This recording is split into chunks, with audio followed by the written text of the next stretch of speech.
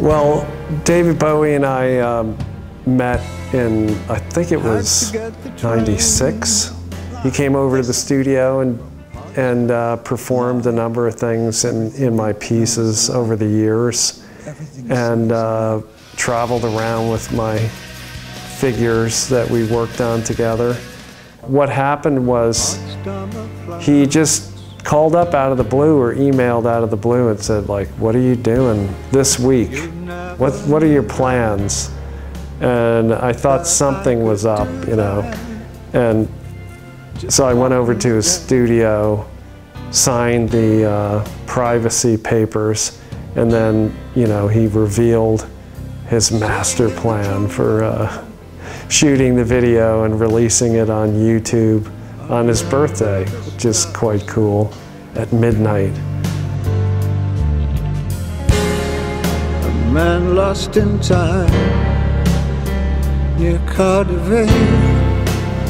Well, it was done under a pretty strict deadline, but it was kind of a wonderful thing because he had a fully articulated vision of what the video would be.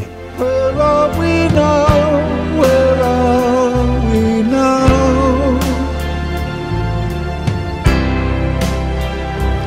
The idea that he had for the piece was very specific, you know. He had seen these double dolls that I'd made years ago, and he used some in his stage show, and that's what he wanted, you know. And the screen footage was from his archive, and he just loves my studio and the kind of all the detritus in there, and he really had it pretty well set in his mind how he wanted it to look. So much so that it was really more about testing it out with him, you know. So I shot some test footage and showed it to him, and you know, it's like, is that really what you wanted to see? Because it's very, it's almost like an anti-rock video. And he also wanted to make like what's known as it's called a lyric video, and had actually designed some sort of machine to generate text and help him write his lyrics, which is you know, the lyrics are on the screen, which is a kind of popular thing on YouTube. As long as there's rain, as long as there's fire.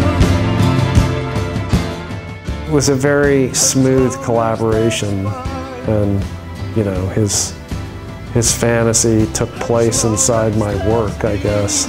It's themed on his time in Berlin, but there's a sense of loss, you know, the way time just shears off whole, you know, existences, you know, and there's just a kind of feeling of the profundity of moving forward over decades, you know, and how certain things are lost, but certain things are retained.